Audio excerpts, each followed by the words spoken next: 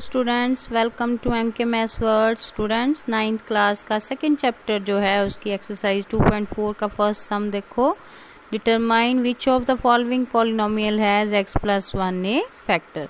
कहता है नीचे जो पॉलिनोमियल्स दी हुई हैं उनका बताओ कि कौन जो है वो x प्लस 1 का उनका फैक्टर है, किस किस का x प्लस 1 जो है वो फैक्टर है। तो फैक्टर मीन जैसे स्टूडेंट्स 2 को हम 6 से डिवाइड करें तो पूरा पूरा डिवाइड हो जाता है, रिमाइंडर कुछ नहीं बचता ना। इट मीन्स 2 जो है 6 का फैक्टर है।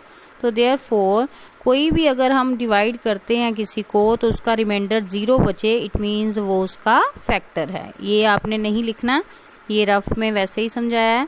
फर्स्ट स्टेटमेंट लिखी हमने, अब x प्लस 1 फैक्टर बताना है तो उसको हमने plus x plus 1 equal to 0 के इक्वल करके वहां से x की वैल्यू फाइंड आउट कर लेनी है। जो भी वैल्यू आएगी वो हमने इक्वेशन में पुट करनी है। यहाँ पॉलिनोमियल में पुट कर दिया, यहाँ पे x के प्लेस पे -1, यहाँ भी ये क्यूब है तो -1 नहीं आएगा, स्क्वायर है तो +1 इसका आंसर, प्लस माइनस माइनस ये +1, ये एक प्लस का 1 और एक माइनस का दोनों कट गए, कैंसिल हो गए। इधर भी ऐसे ही, तो हमारे पास इसका आंसर आ गया 0। तो रिमाइंडर आ गया 0। Therefore x plus 1 is a factor of this polynomial. तो स्टूडेंट अब इसका सेकंड पार्ट है हमारे पास x cube 4 power plus x cube plus x square plus x plus 1। तो सेकंड सम में भी हमने x की वैल्यू जो है -1 पुट करनी है। अब इसे सॉल्व करेंगे हम, सॉल्व करके हमारे पास आंसर आया 1। तो therefore reminder is not 0, reminder 0 नहीं है, तो ये x plus 1 is not a factor of this polynomial. ऐसे ही थर्ड पार्ट में भी x की वैल्यू -1 फिल करनी, सब में सॉल्व करके हमारे पास इसमें 1 आएगा, तो वो भी रिमाइंडर जो 0 नहीं आया, therefore x plus 1 is not a factor of this polynomial. ऐसे ही जो फोर्थ पार्ट है उसमें भी x के प्लेस पे -1 वैल्यू पुट करेंगे, पुट करके हमारे पास सॉल्व करके आ गया 2√2। तो रिमाइंडर जो है 0 नहीं आया, therefore x plus 1 is not a factor of this polynomial. ऐसे स्टूडेंट इसका जो सेकंड सम है वो भी फर्स्ट ऐसे ही करना है। Use the factor theorem to determine whether gx is a factor of px। ठीक है, अब यहाँ पे जो फर्स्ट सम में हमने उसने हमें ये x प्लस 1 एक बार दे दिया था और बाकी स्टेटमेंट लिखती थी और कह रहा था कि बताओ ये इसका फैक्टर है। अब यहाँ पे उसने हर एक सम में अलग अलग जो पार्ट्स हैं उसके दिए हुए हैं, जैसे फर्स्ट में px gx है x प्लस 1। तो यहाँ पे छोटा फैक्टर जो है उसमें से हमने x की वैल्यू फाइंड आउट करनी है और बड़े वाले में px में पुट करनी, gx से वैल्यू निकाल लेंगे और px में पुट करके देखेंगे। जैसे फर्स्ट सम इसमें हमने gx में से x की वैल्यू कितनी आ गई -1, तो -1 इसमें पुट की, यहाँ पे 2x की पावर -1 की पावर 3, यहाँ पे इसको सॉल्व किया, सॉल्व करके हमारे पास आ गया 0। तो अगर तो आंसर 0 आ जाए, therefore gx is a factor of px। ठीक है, ऐसे ही नेक्स्ट हर एक जो gx है इसमें उसमें से वैल्यू x की फाइंड आउट करेंगे और इधर px में पुट कर देंगे। ऐसे इसका सेकंड पार्ट जो है क्लियर, उसमें पुट करेंगे। नेक्स्ट सेकंड पार्ट भी जो है उसका -1 आंसर आना है, वो भी फैक्टर नहीं है gx px का। ऐसे ही थर्ड सम में भी clear. Find the value of k if x minus 1 is a factor of px in px equal to x square plus x plus k। यहाँ पे कह रहा है कि x माइनस 1 जो है इसका फैक्टर है px का। अब फैक्टर है कोई किसी का अगर फैक्टर हो तो इट मीन्स रिमाइंडर क्या बचेगा 0। ठीक है, तो हमने पहले क्या करना है, कैसे लिखेंगे, because x minus 1 is a factor of px, therefore x minus 1 equal to 0। वहाँ से हम x की वैल्यू निकाल लेंगे 1, वो उसमें पुट कर देंगे। ठीक है, यहाँ पे x, यहाँ पे भी px में x है, वहाँ पे हम 1 पुट कर देंगे x के प्लेस पे, यहाँ पे 1, एक्स के प्लेस पे 1 स्क्वायर प्लस 1 प्लस के इक्वल टू 0। अब 1 को जितनी बार मर्जी मल्टीप्लाई करो, क्या आंसर आना है? 1 नहीं आना है, 1 का स्क्वायर 1। अब यहाँ पे प्लस 1 वैसे ही, और यहाँ प्लस के इक्वल टू 0। यहाँ पे हमारे पास 1 प्लस 1 2 हो गए, प्लस के इक्वल टू 0। के इधर रहेगा, 2 उधर जाके माइनस हो जाएगा। क्या आंसर आ गया हमारा? के इक्वल टू -2। सेकेंड सम है हमारे पास P X equal to K X square minus 3x plus K. अब इसे भी because x minus 1 is a factor of P X, therefore x minus 1 equal to 0। यहाँ पे x की value आ गई 1, तो हमने सम में जहाँ पे x है वहाँ 1 फिल कर देना है और उसको इक्वल 0 के कर देंगे। यहाँ पे k 1 को स्क्वायर किया 1, उसको k से मल्टीप्लाई की k आ गया। -3 1 सा 3 प्लस के इक्वल टू 0। यहाँ पे k और k प्लस हो रहे हैं, दोनों 2k बन गए। -3 इक्वल टू 0। अब ये 2k सॉल्व द इक्वेशन बन गई, 3 उधर जाके प्लस हो गया, 2 जो है k के साथ मल्टीप्लाई हो रहा था इधर आके डिवाइड हो गया। तो यहाँ हमारे पास k की वैल्यू आ गई 3/2। ऐसे ही स्टूडेंट जो इसका थर्ड का सेकंड पार्ट है, इसमें फाइंड द वैल्यू ऑफ के की वैल्यू फाइंड आउट करनी है if x minus 1 is a factor of P x. Therefore x minus 1 जो है फैक्टर है इसका पी एक्स का, तो वहां से x की वैल्यू फाइंड आउट कर लेंगे। x आ गया 1, तो 1 हमने यहाँ पे x जहाँ भी है वहाँ 1 फिल करना है और इक्वेशन को 0 के इक्वल करके k की वैल्यू फाइंड आउट कर देंगे। यहाँ x के प्लेस पे 1, यहाँ भी 1। अब यहाँ पे 2, 1 को 2 बार मल्टीप्लाई करो, 2 1 नहीं आने वाला है, तो 2 1 ज़ा 2। यहाँ पे k को 1 से k आ गया, ये √2 है, ये k ने इधर ही रहना है सॉल्व द इक्वेशन में। यहाँ पे 2 उधर जाके माइनस का 2 हो गया और प्लस का 2 जो है -√2, माइनस कॉमन निकाल के आंसर आ गया। थर्ड पार्ट में भी ऐसे ही x के प्लेस पे 1 फिल कर देंगे।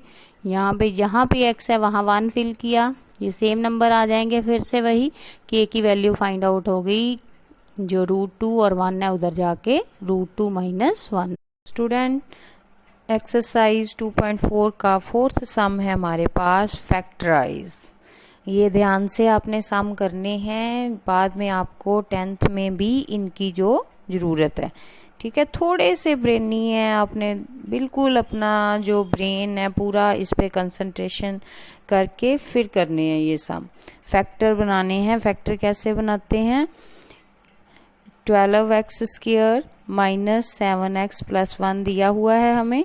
अगर तो फैक्टर दो तरह से हो सकते हैं, एक तो फॉर्मूला यूज़ करके हमने किए हुए हैं फैक्टर बनाए हैं ना, तो यहाँ पे जो फॉर्मूला है वहाँ तो अगर स्क्वायर हो तो फर्स्ट का स्क्वायर और लास्ट का स्क्वायर बनना चाहिए, है ना, तभी हम a माइनस बी या a प्लस बी का होल स्क्वायर ऐसे फैक्टर बना सकते हैं। लेकिन यहाँ पे हमने देखा कि यहाँ फर्स्ट नंबर x का तो स्क्वायर है, बट 12 जो है वो किसी का स्क्वायर नहीं है ना। 12 किसी को भी 2 बार मल्टीप्लाई करो तो 12 नहीं आता आपके पास, है ना। तो ऐसे जो सम है वो हमने कैसे करने हैं? सबसे पहले ये जो हमें दिया हुआ है 12 - 7 1, इसको हम ऐसे लिख लेंगे, a 12 को a मान लिया, b जो है वो क्या हो गया -7 और लास्ट पे c 1। क्लियर? अब a और c को दोनों को आपस में मल्टीप्लाई करेंगे। a और c को 12 मल्टीप्लाई 1, तो कितना आ गया 12। ठीक है। अब हमने अपना जो ब्रेन है वो यूज़ करना है, देखना है कि कोई ऐसे नंबर दो लेने हैं जिनको मल्टीप्लाई करने पे तो 12 आए, लेकिन जब हम उन्हें ऐड करें जहाँ सब्ट्रैक्ट करें तो ये जो b है ना हमारे पास -7 वो आना चाहिए। ठीक है। ऐसे सोचो जरा सभी, शाबाश, किन दो नंबर्स को हम मल्टीप्लाई करें कि आंसर जो है 12 आए, बट जब हम उसको ऐड जहाँ सब्ट्रैक्ट करें तो कितना आए -7। तो सबसे पहले हमने 2 का टेबल देखा, भाई 2 के टेबल में भी 12 आता है ना, 6 2 ज़ा 12, हाँ हाँ 12 तो आ गया, बट 6 और 2 जो है, ये 6 और 2 को अगर मल्टीप्लाई करें तो 12 आता है, लेकिन इनको अगर ऐड करें तब भी 12 नहीं आता है ना, तो सब्ट्रैक्ट करने पे भी 12 नहीं आता। अब क्या करें, अब 3 का टेबल देखते हैं। 3 के टेबल में हमने देखा 3 4 ज़ा 12, ठीक है भाई 3 4 ज़ा 12 तो आ गया। अब आगे देखें, इसको प्लस माइनस करने पे 7 बनता है। हाँ 3 और 4 जो है अगर हम उन्हें ऐड करें तो क्या बन जाएगा, 7। तो 3 और 4 को मल्टीप्लाई करने पे तो 12 बन गया। अब उनको जब हमने ऐड करने लगे तो यहाँ पे तो आंसर में -7 चाहिए था, है ना, तो -7 चाहिए था, इसलिए हमने क्या किया, अरे भाई माइनस चाहिए तो इट मीन्स दोनों में से एक के साथ या दोनों के साथ माइनस होना चाहिए। अगर एक के साथ हो तो फिर तो यहाँ नहीं आएगा 12 के, दोनों के साथ होगा तो ये मल्टीप्लाई में माइनस माइनस कैंसिल हो जाएंगे, तो यहाँ भी बन गया 12 प्लस का। अगर हम इन दोनों के साथ लगाते हैं तो ये माइनस माइनस प्लस, प्लस करके हमारा 7 आ गया। और अगर दोनों साइन सब्ट्रैक्ट के हों, माइनस के हों, नेगेटिव हों नंबर्स, तो आंसर भी नेगेटिव ही आता है। तो ये हमने फाइंड आउट कर लिए अपने फैक्ट। स्टूडेंट्स अभी सम शुरू हुआ है, कंप्लीट नहीं हुआ, अभी आपने सिर्फ फाइंड आउट किया है कि कौन से नंबर जो हैं हम यहाँ पे यूज़ करेंगे। ये रफ वर्क जो है स्टूडेंट्स, ये आप सामने भी कर सकते हो सम के, जहाँ इसको अलग से भी कर सकते हो। तो यहाँ पे कैसे लिखेंगे, अब 12x², इसको 12 को ऐसे ही उतारेंगे, 12x², क्लियर। यहाँ पे लास्ट वाला जो 1 है उसको भी ऐसे ही उतारना है, सिर्फ जो सेकंड वाला जो मिडल टर्म है, ठीक है, उसको हमने तोड़ के क्या लिख देना है, -3 और -4। बट यहाँ पे x भी है साथ में, इसलिए दोनों के साथ x भी लगाएंगे, तो क्या आएगा हमारे पास माइनस, यहाँ पे 3 और 4 कोई भी नंबर हम लगा सकते हैं ना, 3 4 ज़ा तो 4 कितना, 3 लिख लो पहले, 3x -4x, तो ये आ गया हमारा 7 के प्लेस पे -3x और -4x, 12 भी वैसे ही और 1 भी वैसे। अब इन दोनों जो 4 नंबर बन गए आपके पास, इनके हम फैक्टर बनाएंगे। इनमें से पहले 2 नंबर जो हैं उनमें से देखेंगे क्या कॉमन है वो लिखेंगे, और लास्ट वाले 2 नंबर्स से। तो यहाँ पे हमने उन दोनों को अलग अलग से पार्ट्स में डिवाइड कर लिया। यहाँ 12x² -3x, इसमें से दोनों में से हमने देखा 3x जो है वो कॉमन फैक्टर आ रहा है, क्योंकि जो 12 होता है वो क्या होता है, 3 4 ज़ा 12, है ना, तो यहाँ भी 3 था और यहाँ भी 3 12 के पास भी, तो दोनों 3 हमने कॉमन निकाल लिए, और x भी आ रहा था दोनों के पास, तो वो भी हमने कॉमन निकाल लिया। अंदर क्या बचा, यहाँ पे 3 बाहर है तो 4 बच गया, वहाँ पे 4 और x 2 थे, एक बाहर आ गया, एक अंदर बच गया 4x, यहाँ पे 3x का 3x ही बाहर है, इसलिए -1 रह जाएगा वहाँ पे। ऐसे लास्ट में तो कुछ भी कॉमन नहीं है दोनों में, तो -1 जो है वो कॉमन आएगा दोनों में से। अंदर जो है 4x -1 बचा। अब स्टूडेंट यहाँ पे ही आपको पता चल जाना है कि हमारा सम सही हो रहा है या नहीं, क्योंकि दोनों जो ब्रैकेट्स हैं वो सेम आनी चाहिए। अगर तो दोनों ब्रैकेट में सेम नहीं आई, कोई प्लस का साइन चेंज आ गया या कोई नंबर चेंज, इट मीन्स आपका सम कोई मिस्टेक कर दी है आपने, आप दोबारा से उसको चेक कर सकते हो ऊपर से कि कहाँ से आपने गलती की है। तो अब तो सेम आए हैं तो दोनों, इट मीन्स हमारा सम ठीक है, इन दोनों में से ये कॉमन हो गया, ठीक है। इसको एक बार लिखना है और बचा क्या 3x -1, वो आ गया अलग। ये 2 हमारे बन गए फैक्टर। तो स्टूडेंट ऐसे ही इसको सम में उतार लिया। असल में हमारा आंसर इतना है, ये सारा हमारा क्या है, रफ वर्क, क्लियर। ये हो गया हमारा 4th का फर्स्ट पार्ट। 4th का सेकंड पार्ट है स्टूडेंट 2x² + 7x + 3। तो यहाँ पे a हमारे पास कितना है 2 और b 7, c कितना है 3। तो क्या करते हैं a और c को मल्टीप्लाई, 2 3 ज़ा 6, यानी कि अब हमने कोई ऐसा नंबर लेना है जिनको मल्टीप्लाई करने पे 6 आता हो। तो ऐसे हम देखेंगे कि कोई ऐसा नंबर जिसको मल्टीप्लाई करने पे 6 आए लेकिन प्लस माइनस करने पे 7। तो हमने 2 के टेबल से स्टार्ट किया, 2 3 ज़ा 6, लेकिन 2 और 3 को अगर हम प्लस करें या सब्ट्रैक्ट करें तो 7 नहीं आता है ना। तो नेक्स्ट 3 का टेबल, उसमें भी सेम फैक्टर बनेंगे। नेक्स्ट 4 के टेबल में तो आता नहीं है 6, 5 में भी नहीं, 6 के टेबल में 6 1 ज़ा 6 और 6 और 1 कितने होते हैं 7। यस, फैक्टर आ गए हमारे पास 6 1 ज़ा 6 और 6 + 1 7। तो लिखेंगे कैसे इसको, पहले 2x² को और 3 को वैसे ही उतार लेंगे। 7x के प्लेस पे हम लिखेंगे 6x + x, ठीक है, ये बन गए। अब इन दोनों में से हमने ये फैक्टर जो है कॉमन निकालने हैं। ये 2x², ये 6x, इन दोनों में से 2x कॉमन आ रहा है दोनों में से। इधर तो कोई नंबर कॉमन नहीं है, इट मीन्स 1 कॉमन आएगा।